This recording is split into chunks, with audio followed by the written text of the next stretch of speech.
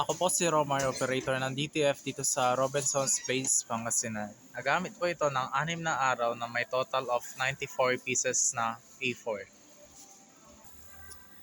Ito po ang printer head. Ang huling palit po nito ay noong January 31, 2025. Ito naman po ang capping na may 80% good condition pa po.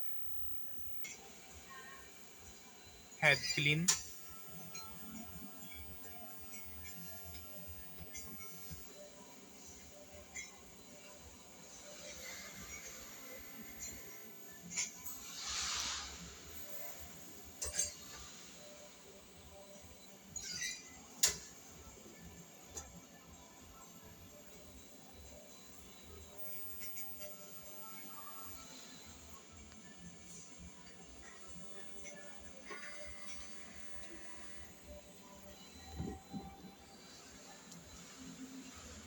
Punasan ng wiper after ng head clean.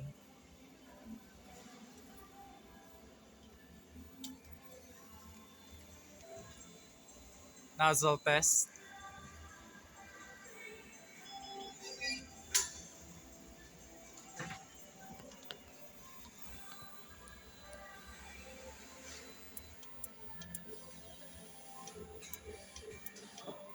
So far, okay naman po siya. Ang ink system po namin ay tama lang ang level. Waste tank nalinis noong October 11. Ito naman po ang AVR. Yan ang ground wire. Ito po ang aming stocks.